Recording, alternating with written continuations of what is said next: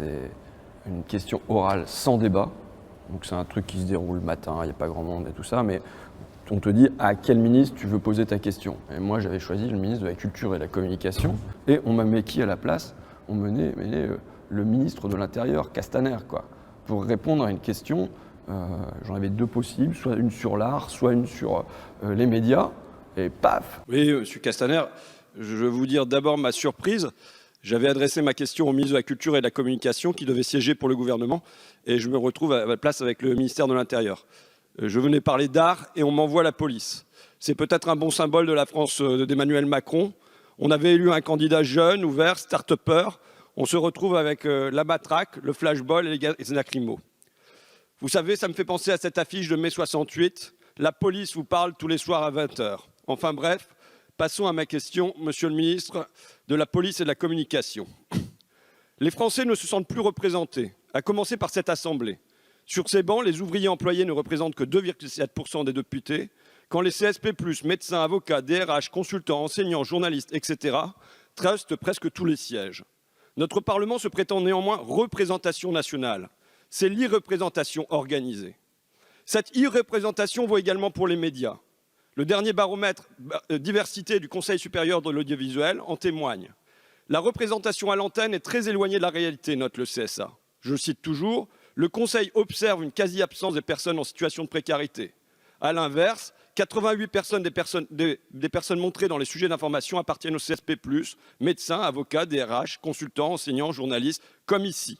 Il reste donc 12% à partager entre ouvriers, employés, retraités, chômeurs. La majorité de la France est rendue invisible. Les gilets jaunes, c'est aussi une réponse à cette irreprésentation.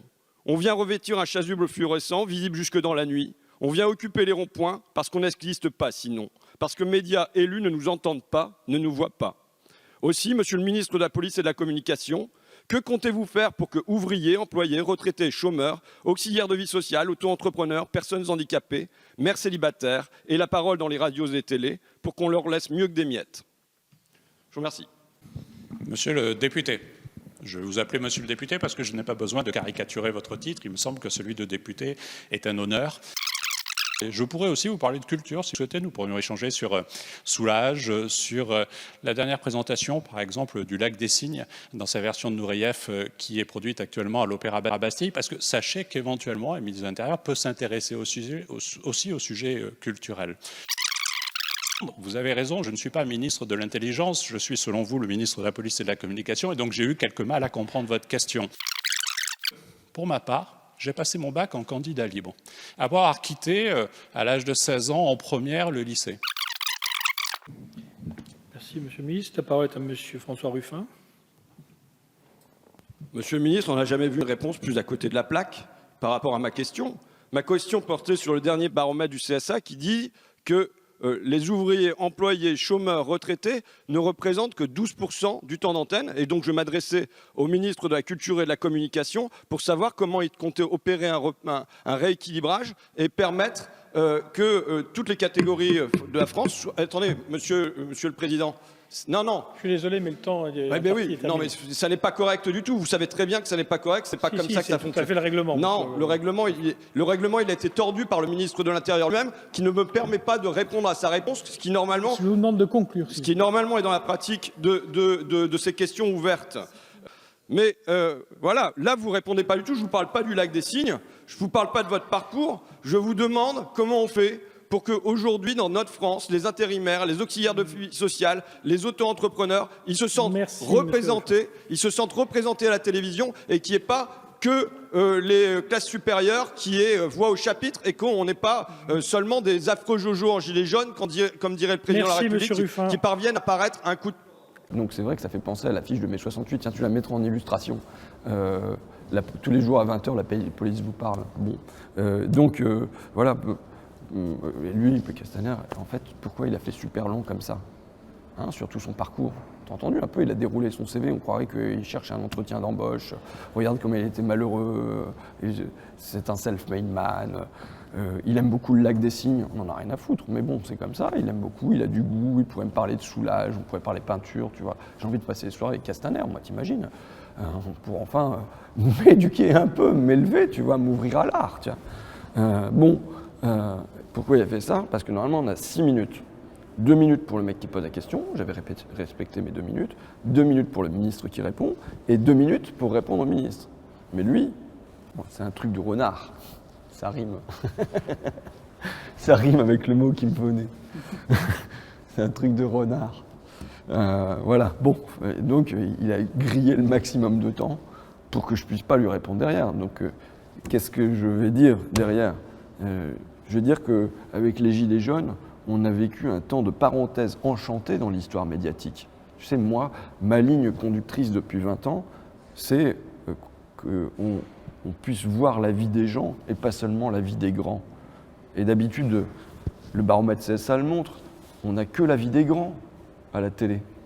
Et là, paf, pendant ce temps-là, parce qu'ils mettaient un gilet jaune, on pouvait avoir des intérimaires, un camionneur, on pouvait avoir une aide-soignante, on peut avoir une auxiliaire de vie sociale, une retraitée qui n'arrivait pas à se finir ses fins de mois, tout ça sur les plateaux télé. Tu vois, normalement, tu te souviens, on n'est pas couché, c'est moi qui avais ramené un cheminot, c'est moi qui avais ramené une caissière, parce que sinon on ne les invite pas. Mais là, de même, les médias, ils invitaient ça. Pour des raisons d'audimat aussi, mais à la limite, si avec des mauvaises raisons on fait des bonnes choses, moi ça me va, quoi. Mais cette parenthèse, elle s'est refermée. Et je dirais que, je ne sais pas si tu te souviens de la remarque de Macron, hein, ça lui donnait de l'urticaire. Tu vois, moi, ça me faisait jubiler de voir des camionneurs et tout ça sur les plateaux télé. Lui, ça lui donnait de l'urticaire. Il disait quoi? Jojo avec un gilet jaune a le même statut qu'un ministre ou qu'un député. Point d'exclamation. Ça veut dire, mais en revanche, quand c'est un chef d'entreprise qui s'exprime, il ne dit pas que le mec, il n'a pas été élu non plus. Quand c'est un économiste de garde, il ne se dit pas que le mec, il n'a pas été élu. En revanche, quand c'est un intérimaire, si le mec, il n'a pas été élu, et tu sais que les intérimaires, ils ont vraiment de bonnes chances d'être élus dans cette Assemblée nationale. Bon, eh ben, s'il n'a pas été élu, il n'y a pas de raison de passer à la télé. Macron, il disait quoi?